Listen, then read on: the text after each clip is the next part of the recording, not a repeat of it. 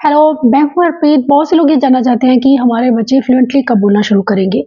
उसके लिए एक फिक्स्ड एज क्या है? उसके लिए एक फिक्स एज होती है 8 इयर्स। 8 इयर्स में ज़्यादातर बच्चे जिन्हें ऑटिज़्म है और जिन्हें स्पीच और लैंग्वेज थेरेपी दोनों मिल रहे हैं, वो बच्चे फ्लुएंटली बोलना शुरू कर देते हैं। यहाँ पर कहीं न कहीं थिंकिंग और रीजनिंग स्किल्स में प्रॉब्लम हो सकती है। बच्चे लगातार पूरा कम्युनिकेट नहीं कर पाते हैं, जिसे हम कहते हैं कि मेंटेन करना या सस्टेन करना कन्वर्सेशन को, उसमें बच्चों को प्रॉब्लम हो सकती है। आज की इस वीडियो में हम जानेंगे कि वो कौन सी चीज़ें हैं जो आपके बच्चे को कम्युनिकेट करने में और उन प्रॉब्लम्स को सॉल्व करने में हेल्प कर सकती हैं, जो उन्हें फ्लुएंटली बोलने से रोकते हैं।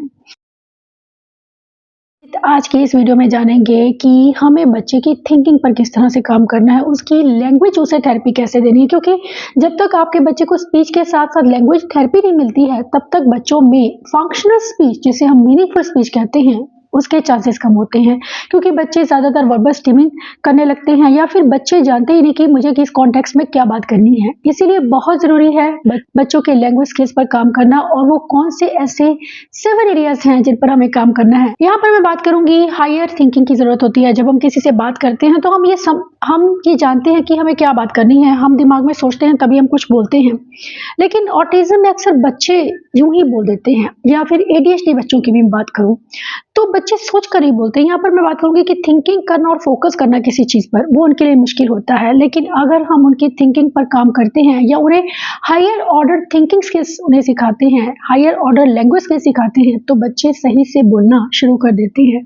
अगर आपका बच्चा नॉन वर्बल भी है, तब भी हमें बच्चों की हायर ऑर्डर थिंकिंग, अगर आपको लगता है कि आपका बच्चा normal concept, simple basic concept समझता है, तो उसे आगे बढ़ाने की कोशिश कीजिए। क्योंकि ऑटिज्म में बोलने की कोई एज फिक्स नहीं है। इस वजह से आप बच्चों को शुरू से ही उनकी लैंग्वेज स्किल्स पर काम करना स्टार्ट करेंगे, क्यों? ताकि बच्चा आगे चलकर सही से बोल पाए। अगर आप बच्चे के लिए लैंग्वेज और स्पीच गोल बना रही हैं, तो हम लैंग्वेज गोल्स में क्या रखेंगे? अगर आपका बच्चा बोल लेता है लेकिन उसे मेंटेन करने में प्रॉब्लम है, उसकी स्पीच फंक्शनल नहीं है और वो बिना सोचे समझे बोलता है, अक्सर बच्चे को कह देते हैं कि पेंसिल, इरेजर, शर्ट, पैंट, लेकिन हम कभी उनका जो रिलेशन है वो नहीं बताते हैं बच्चे को। उससे क्या होता है कि कहीं ना कहीं बच्चे की अंडरस्टैंडिंग कम रह जाती है।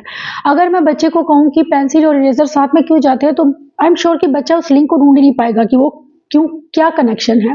हो सकता है बहुत से बच्चे बता दें, लेकिन जो बच्चे आपको नहीं बता पाते हैं, उनके इन स्किल्स पर काम जरूर कीजिए।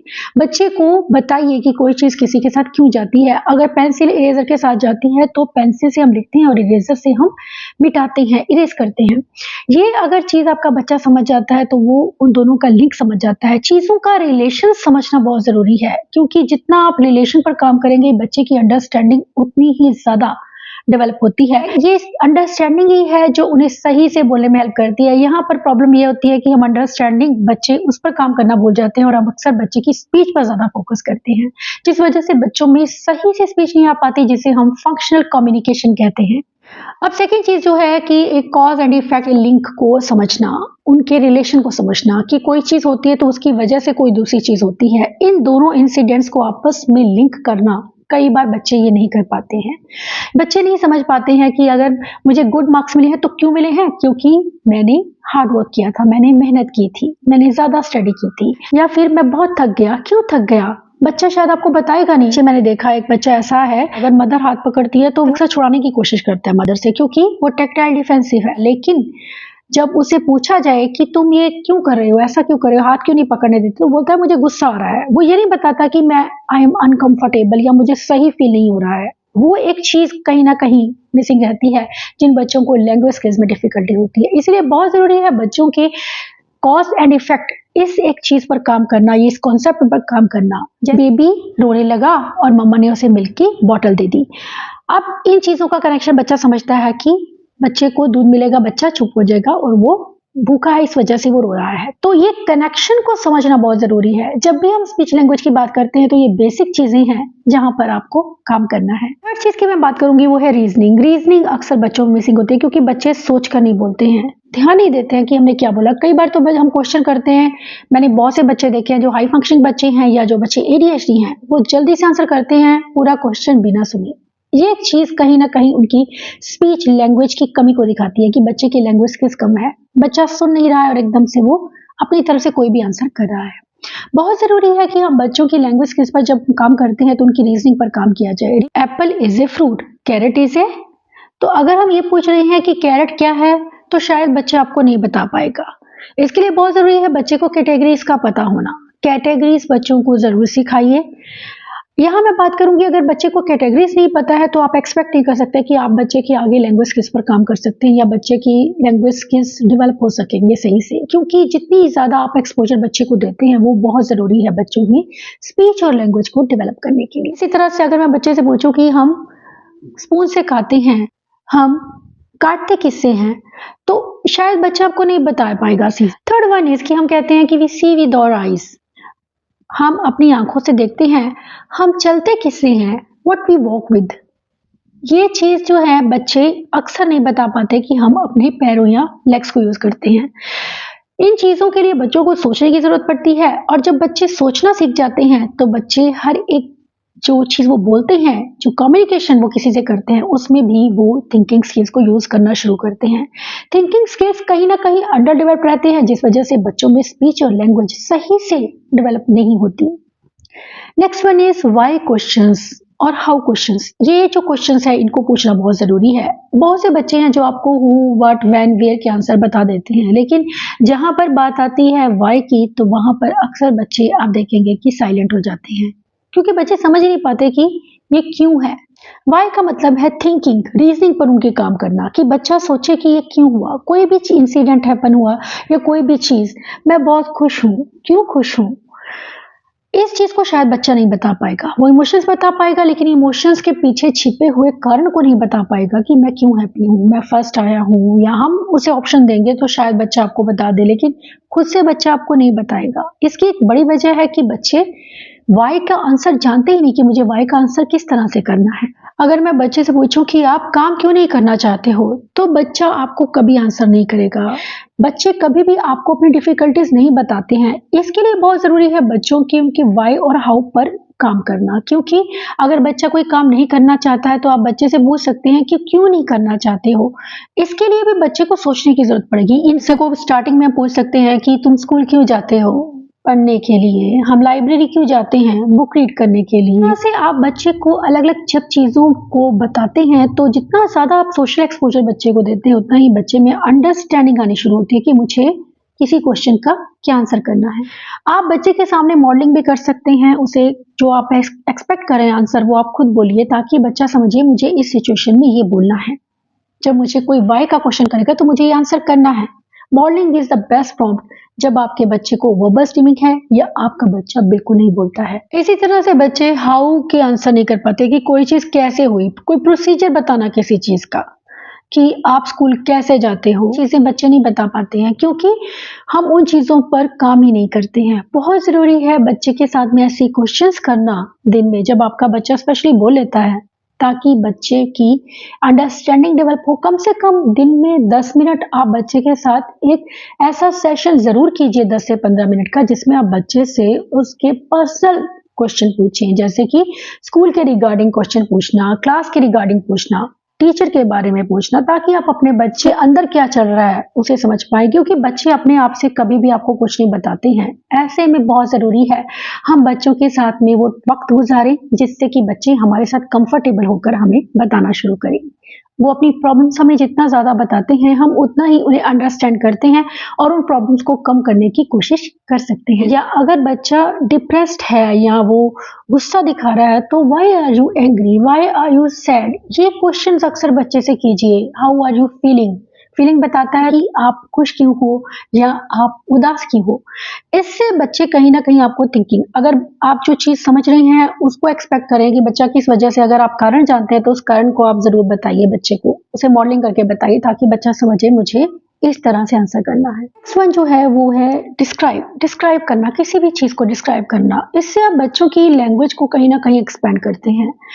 मैं यहाँ पर बात करूंगी थिंकिंग की। अगर हम जब बच्चे को कुछ चीज, हम कोई भी एक चीज हमने दिखाई है बच्चे को और उसके बारे में हमने 4 लाइंस बच्चे को बोलने को बोला है कि इसके बारे में हमें 4 लाइंस बताओ, कि एक चीज भी बच्चों की लैंग्वेज स्किल्स को डेवलप करती है, उसमें कहीं ना कहीं स्पीच आने लगती है। एक और चीज हम कर सकते हैं कि हम बच्चे को क्वेश्चंस करें। जैसे कि हमने बच्चे को पूछा कि वो कौन सा फ्रूट है। अगर हम बच्चे को ये सिंपल क्वेश्चन पूछते हैं कि येलो कलर का कौन सा फ्रूट है जो हम पील करके खाते हैं, तो शायद बच्चा आपका तुरंत बोल देगा बनाना, क्योंकि एक सिंपल सा क्वेश्चन है। लेकिन अगर हम बच्चे को बोलें कि कौन सा फ्रूट है जो बाहर से हार्ड होता है लेकिन अंदर से सॉफ्ट होता है, शायद आपका बच्चा आंसर नहीं करे। फिर आप उसे और चीजें बताएंगे उसके बारे में कि ये ब्राउन कलर का होता है, ये अंदर से व्हाइट होता है, तो maybe your child will be able to answer. तो हमें बच्चे की थिंकिंग पर काम करने का मतलब है कि हम बच्चे को वो चीजें, वो स्टिमुलेशन दे कि बच्चा उस आंसर तक पहुंच पाए।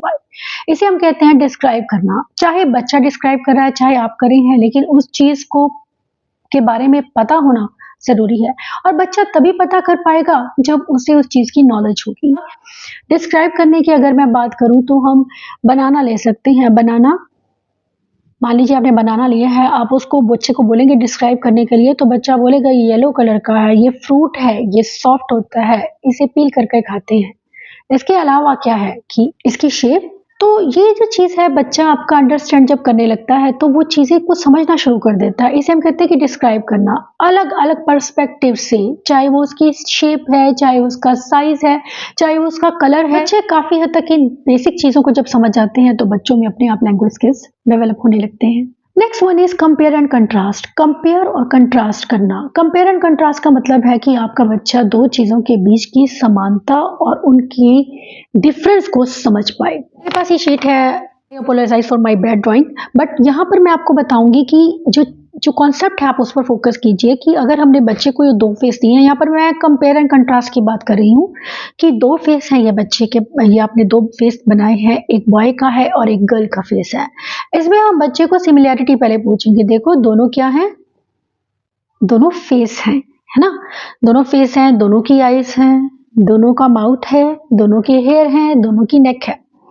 अब ये चीज तो सिमिलरिटी में आ गई। अगर हम डिफरेंस की बात करें तो बच्चा डिफरेंस कैसे देखेगा, इसकी आईज रेड हैं, इसकी ब्लू है।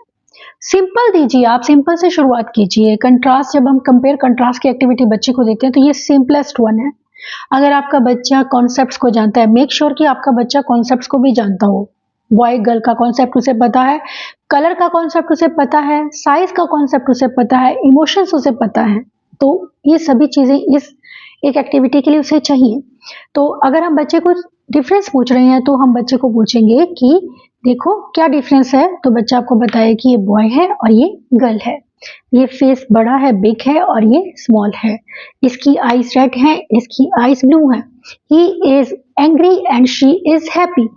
तो ये डिफरेंसेस जितने ज्यादा आपका बच्चा बता सकता है उतना ही बच्चे की आप थिंकिंग पर काम करते हैं। नेक्स्ट वन इज इन्फ्लुएंसेस या मेन आइडिया को ढूंढना। अगर मैं कहूँ बच्चे को, अगर हम कहते हैं, मैं अक्सर हम बच्चों से बात करते हैं कि पार्क जाके बच्चे बहुत इंजॉय करते हैं, है ना, तो हम बच्चे को ये क्वेश्चन कर सकते हैं, बच्चे को माइल्ड ऑटिज्म है या बच्चे को एस्पर्जर सिंड्रोम है या बच्चा मॉडरेट में भी है लेकिन उसकी लैंग्वेज स्किल्स अच्छे हैं, तो आप बच्चे को ये क्वेश्चंस कर सकते हैं। अगर आप बच्चे को ये क्वेश्चन करें पार्क क्यों जाते हैं, तो शायद आपको कोई सही आंसर नहीं करेगा। कोई कहेगा कि मैं वहां पर स्लाइड लेता हूँ, मुझे वो स्लाइड करना पसंद है, कोई कहेगा मुझे स्विंग पसंद है, कोई भी ये नहीं कहेगा कि पार्क में हम एंजॉय करते हैं या हम खेलने जाते हैं।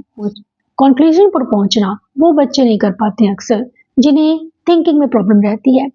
अगर आपके बच्चे को माइल्ड ऑटिज्म है तो ये चीजें उसको जरूर हेल्प करेंगी, क्योंकि माइल्ड ऑटिज्म में अक्सर बच्चे बोलना तो सीख जाते हैं लेकिन उनमें वो थिंकिंग नहीं आ पाती है जो उन्हें बोलने में हेल्प करे, जिसकी वजह से वो कई बार कॉन्वर्सेशन को मेंटेन नहीं कर पाते हैं, सस्टेन नहीं कर पाते हैं। बहुत जरूरी है बच्चों के इन सभी स्किल्स पर काम करना ताकि बच्चे सही से बोलना शुरू करें। आपका बच्चा कितना ज्यादा किसी चीज पर फोकस करता है, कितना ज्यादा सोचता है, वो बहुत जरूरी है। अगर हम इन एडवांस लैंग्वेज स्किल्स पर काम करते हैं तो डेफिनेटली बच्चे सही से बोलना शुरू करेंगे। Thanks for watching.